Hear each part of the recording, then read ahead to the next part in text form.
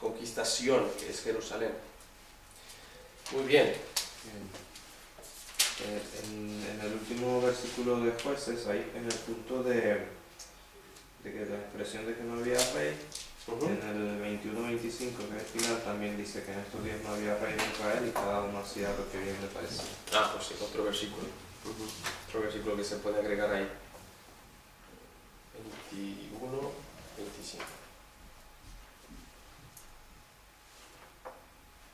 Segunda de Samuel, que me lo apunto para agregarlo luego. 5, 6 años. Bien, y luego la última viñeta ahí dice: Jueces 3.3 se refiere a Sidón como la capital ciudad de Fenicia, y no a Tiro, que comenzó a superar a Sidón después del siglo XII a.C. O sea que si hubiera sido escrita después del siglo XII a.C., pues hubiera mencionado que Tiro era la ciudad más importante de Fenicia, pero en este caso se menciona a Sidón en Jueces 3.3. Simplemente son datos que nos ayudan a ubicar la fecha del libro y las razones por las cuales ubicamos a Jueces en el siglo XI, es decir, año 1000, alrededor del año 1000 antes de Cristo. ¿Vale? ¿Puedes continuar, Rubén? Cualesquiera ahí. Cualesquiera que fueran las fuentes originales, es inconfundible la unidad en el orden y en la estructura. En la estructura.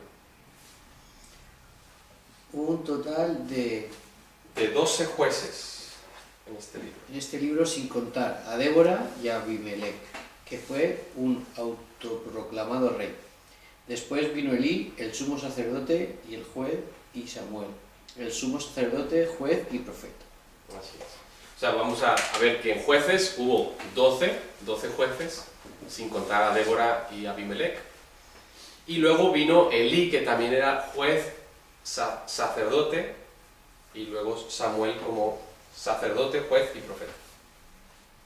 O sea, en un total fueron 14. Pero en el libro de jueces aparecen 12. ¿Vale? Ya nos vamos preparando para Alfredo Caravaca, que nos va a hablar de jueces, primera parte, en enero. Así que eso es interesante. Siguiente, Moisés, por favor. Nos inclinamos a pensar que se escribió durante el reinado de David o justo después de que Dios desechara a Saúl como rey. El libro termina con un sentir que indica que Benjamín no debe gobernar. o sea, la tribu de Benjamín no debe gobernar. ¿Por qué? Porque los últimos capítulos nos habla, capítulo 19 y 20, el levita y su concubina. ¿Sí? ¿Os acordáis de esta historia, no? Un levita que tenía una concubina, decidió pasar de largo una ciudad para poder llegar a una ciudad hebrea, y era una ciudad benjamita. Y en esa ciudad se hospedan y los benjamitas vienen a por la levita, por la concubina, y bueno, pues abusan de ella hasta que muere. Y el levita después, ¿os acordáis de que corta su cuerpo en trozos y las manda a las demás tribus y dice: tenemos que hacer guerra porque se ha hecho grande violencia en Israel? Y la guerra es contra Benjamín. Entonces el sentir del final del libro es: Benjamín es una tribu que no debe estar en el reinado. ¿Sí? Por eso Dios ha escogido a David, que es de Judá, y ha desechado a Saúl. Entonces, en ese tiempo seguramente es cuando Samuel, muy probablemente, escribió el libro de Jueces. ¿Os parece bien este argumento? Interesante, ¿no? Porque Saúl es Benjamín. la tribu de Benjamín. Claro. Claro, si Saúl ha muerto recientemente, con el libro termina un mal sabor hacia Benjamín. Y una justificación para que David sea rey. Exacto, así es. Interesante. Así es, muy bien. Ahora, hay un problema cronológico con el libro de Jueces, y también nos va a hablar Alfredo Caravaca sobre esto. La suma de todos los años que sirvieron los jueces y los periodos de opresión, o sea, si tú cuentas, porque os acordamos, uy, no he sacado mi marcador, rotulador. Nos acordamos que hay un periodo de, digamos, abandono de Dios, y luego un periodo de clamor o opresión por parte de los enemigos, y luego, sí, más bien opresión, y luego el clamor, y finalmente Dios rescata, y luego otra vez abandonan, hay opresión, otro clamor. Bueno, no me quedó muy simétrico, pero bueno, el asunto es que si tú sumas los periodos de los jueces que rescataron al pueblo de Israel, el periodo del abandono y de la opresión, todos estos años que dice el libro de Jueces, pues te dan una suma de 410 años. 410 años. Pero, Primero de Reyes 6.1, que es un versículo importante para tener en mente, afirma que el templo se comenzó a construir 480 años después del Éxodo. Por lo tanto, la cronología no encaja, porque 480 años después del Éxodo hay que quitarle 40, que fueron del desierto, quedan 440, y más los años de Saúl y David, no te encaja con estos 410 años del ciclo que menciona Jueces. Entonces, el siguiente punto, Joaquín, si lo puedes leer. Sí. Debemos entender que los libertadores que Dios levantaba se localizaban en distintas partes geográficas de Israel, por lo que muchas de estas carreras de servicio se superponían o hasta eran Contemporáneas.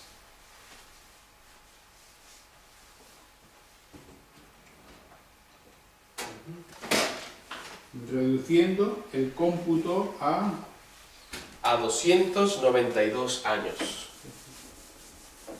Bueno, he leído las notas de Alfredo Caravaca y más o menos, o sea, se pueden reducir un poquito más, un poquito menos, pero se reduce el cómputo a 292. ¿Qué es lo que pasa? Que había jueces que un juez comenzaba aquí, digamos Jefté, y otro juez comenzaba en otra parte, en otro territorio de Israel, por acá, ¿vale? Entonces a veces se superponían estos años y esos hay que restarlos, esos años los que están sirviendo los jueces al mismo tiempo.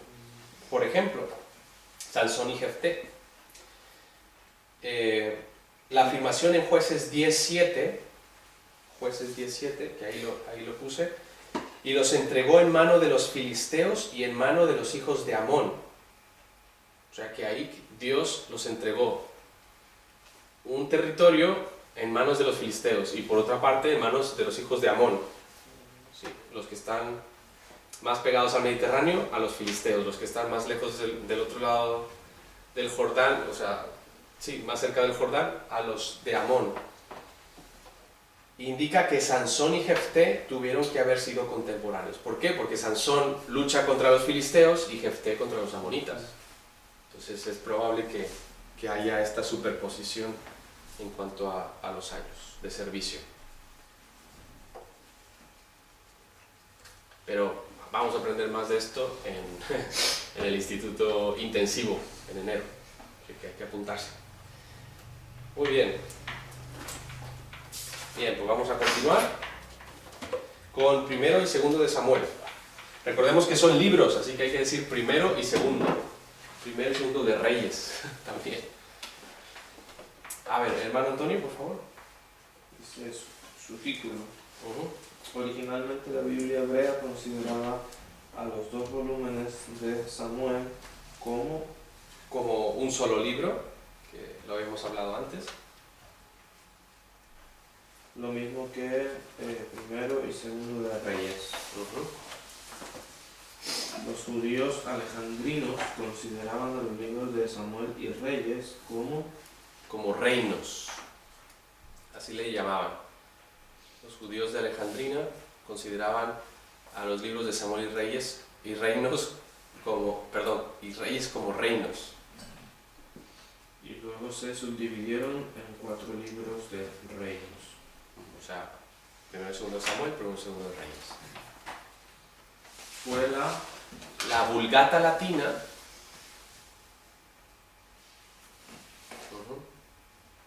la que adoptó la división hebrea de nuevo y estableció los títulos que la Iglesia occidental ha utilizado hasta nuestros días. Sí, la Vulgata latina fue la que ya dividió primero y segundo de Samuel, primero y segundo de Reyes.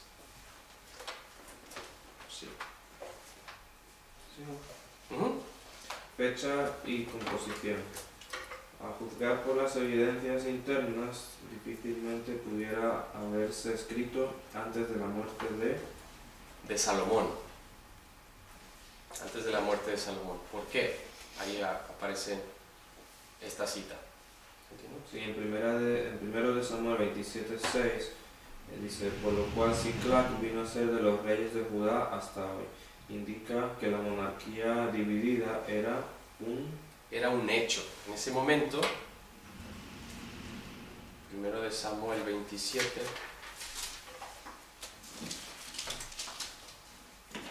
6.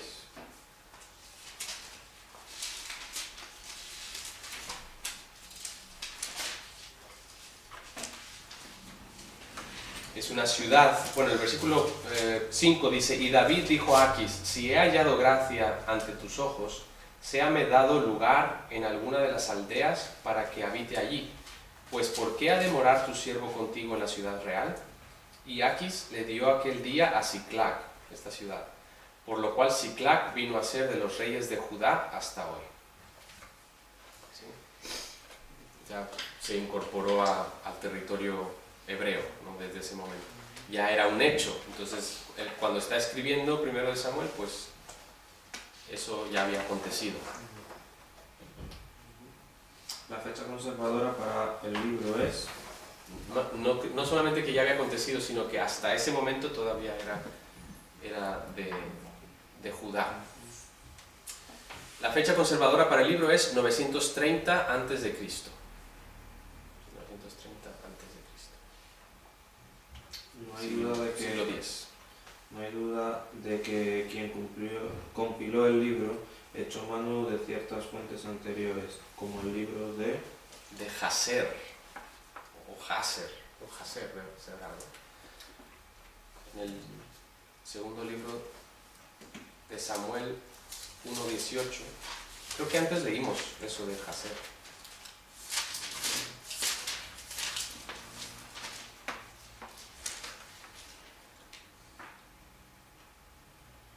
Segundo de Samuel 1:18. Y dijo que debía enseñarse a los hijos de Judá. He aquí que está escrito en el libro de Jaser. Antes también lo leímos en otro pasaje, ¿no? Eso Y lo leí yo. como está escrito en el libro de Jaser. Ese libro no nos ha llegado, no está. No sabemos dónde está, pero ha echado el escritor, inspirado por el Espíritu Santo, hecho mano de ese libro y plasmó aquí la palabra de Dios que sí nos ha llegado, ¿no? Siguiente. Es más que probable que fueran consultados los archivos oficiales, incluso Los hechos del rey David. Y eso sí se mencionan también en Primero de Crónicas 29:29. Así como los egipcios tenían sus estelas y todo esto, pues David también tenía los hechos de David. Eran también registros reales donde llevaba a cabo sus conquistas y anotaciones personales. Primero de Crónicas 29-29. Joaquín, ¿lo puedes leer? Samuel, Crónicas, Sí, primero de Crónicas 29-29. Crónicas, Reyes, 29 y 29.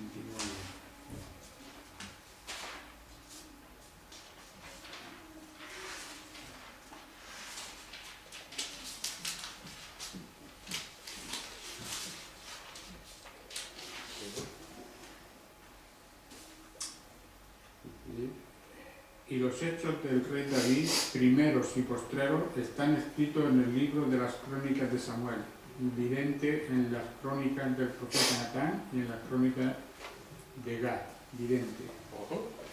Propiamente los nombres de estos escritos eran crónicas de Samuel, crónicas de Natán y crónicas de Gad, todos ellos profetas.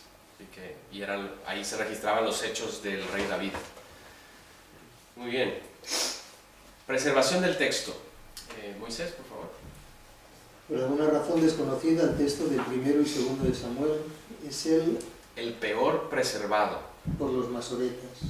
Puede ser que su Burlage, texto antiguo desde el cual ellos copiaban, estaba en mal estado. Si analizamos el texto masoreta de primero y segundo de Samuel, nos damos cuenta que está bastante mal preservado. Hay cosas que no se pueden, cosas que faltan o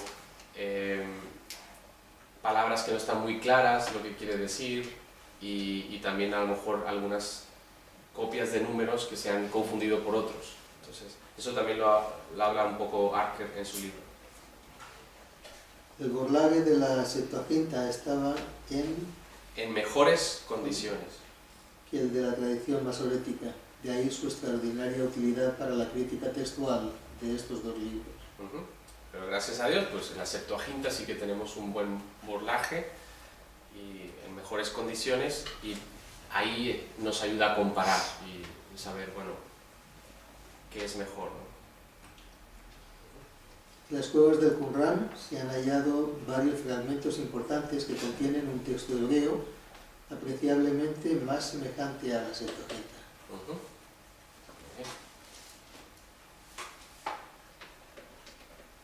Vale, pues eso también se menciona un poco aquí en el libro de Archer, pero lo importante es saber que...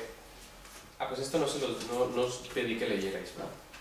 Pero bueno, si queréis leerlo, está en página 315, preservación del texto. Bueno, los que no tenéis el libro, lo siento. Pero sí habla un poco de esto, de la preservación y que la Septuaginta es muy valiosa para poder llegar a tener lo que realmente dice primero y segundo de Samuel, y comparar con el texto masoreta.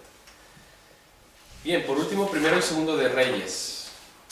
Recordemos que primero y segundo de Crónicas fue escrito después del exilio. Entonces, aunque es narraciones y son libros históricos, como fueron escritos después del exilio, no los vamos a ver aquí, ¿vale?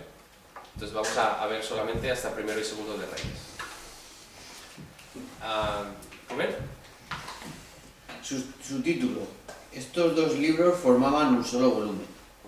El título es perfectamente apropiado, ya que narran las historias de los reyes de Israel y de Judá, desde los días de Salomón hasta la caída de la monarquía judía ante Nabucodonosor en el año 587 a.C., mencionando la tercera caída. Hubo varias incursiones y varias guerras, pero 587 es cuando definitivamente ya cayó Judá ante Nabucodonosor.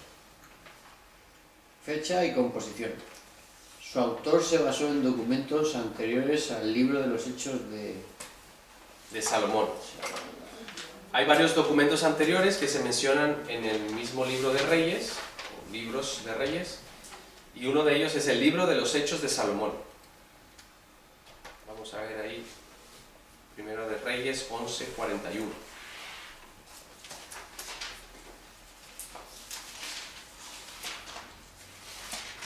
Los demás hechos de Salomón y todo lo que hizo y su sabiduría, ¿no está escrito en el libro de los hechos de Salomón?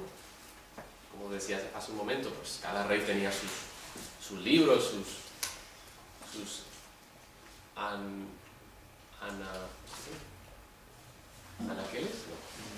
Bueno, hay sus registros de cada uno de lo que hacen los reyes, ¿no? Entonces, ahí está el libro de los hechos de Salomón. ¿Continúa? El libro de las crónicas de los reyes de Judá. Judá. Ese pasim significa que por todo el libro de los reyes aparece este libro de las crónicas de los reyes de Judá. Muchas veces dice, ¿no está escrito esto en el libro de las crónicas de los reyes de Judá? Os acordaréis de esto. Por todo el libro aparece. Y el libro de las crónicas de los reyes de Israel. Ujú. Así es. Estas tres obras consistían primordialmente del trabajo de los sacerdotes. De los cronistas o archiveros oficiales. Fijaos en 2 de Samuel 8:16.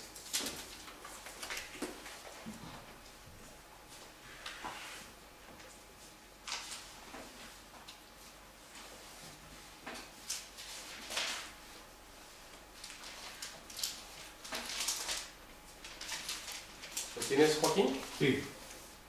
Y será afirmada tu casa y tu reino. 2 de Samuel Segunda de Samuel 8, no, 16. 8 y 7. Vale. Ahora sí. Joab, hijo de Sabia, era general de su ejército. Y Josafat, hijo de Ahilud, era cronista. Cronista. Ahí está. Cronista. O sea, una persona que se dedica a escribir las crónicas de los reyes, ¿no? Entonces ahí lo tenemos. Cronistas o archiveros oficiales. Siguiente. También, Segunda de Reyes 18 a 20, presenta secciones Copiadas de Isaías 36 al 39. Si comparáis esos pasajes, esos capítulos, vais a dar cuenta que son porciones copiadas de Isaías.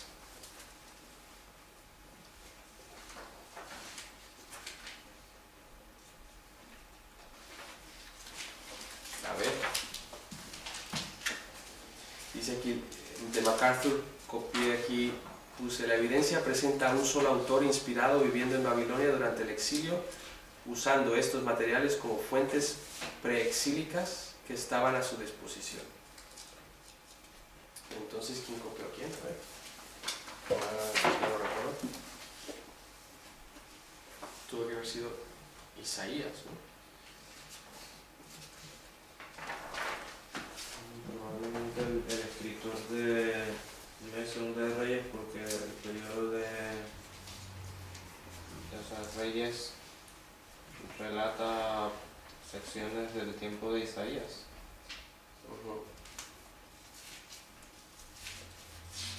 Y esto, siempre leo los capítulos antes de venir a la clase y esta vez no pude leerlos. Y entonces no recuerdo, tendría que mirar aquí.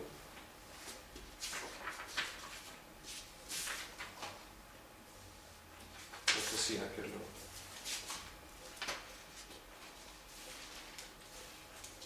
Subir las fuentes, típica de la asociación.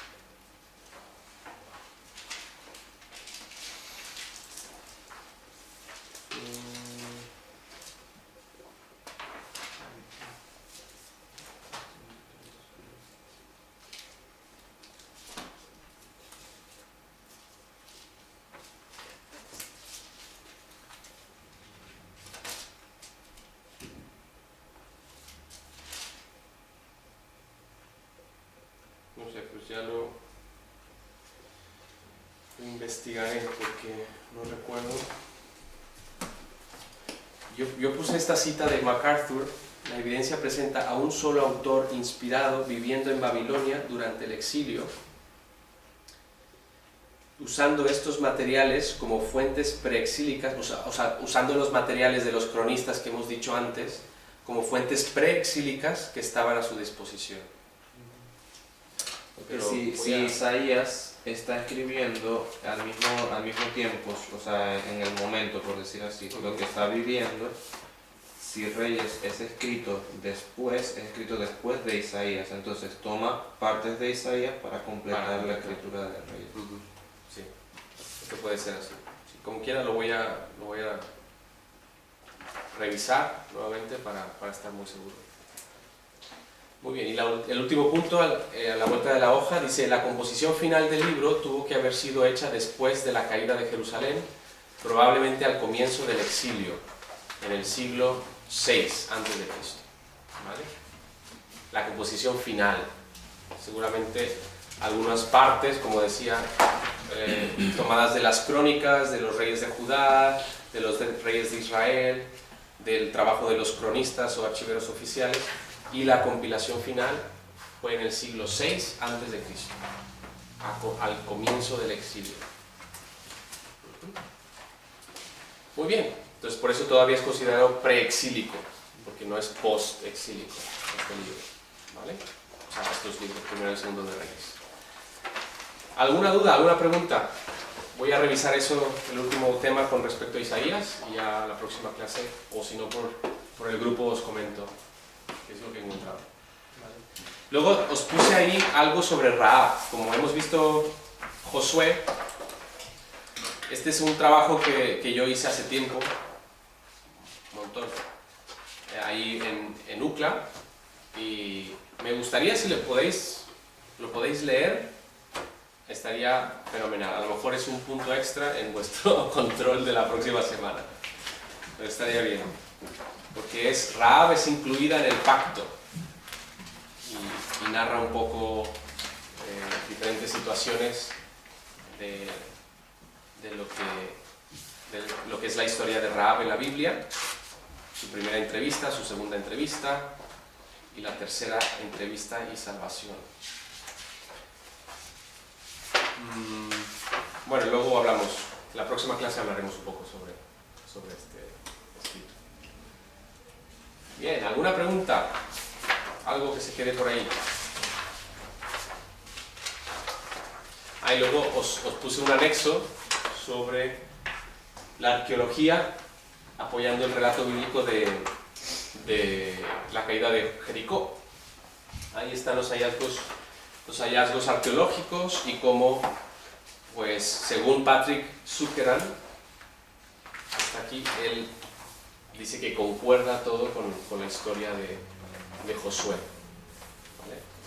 Y está también la bibliografía aquí, cosas que podéis, bueno, en lo cual se basó esto aquí. Muy bien.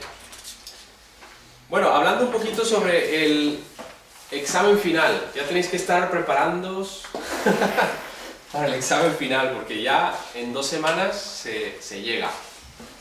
La próxima semana es la última clase y luego el siguiente jueves es ya el examen final. Pasando las fechas. Sí. Lo que hay que hacer es, abre tu cuaderno en la página 53 y ves preparación para el examen final. Estudiar la lección 8, o sea, la anterior, la que vamos a ver la próxima semana, porque como no hay control de eso, pues en el examen final voy a poner 5 preguntas de eso. Poder reproducir la hoja de fechas de los libros del Antiguo Testamento por siglos. ¿Qué libros en cada siglo? Tal cual. O sea, no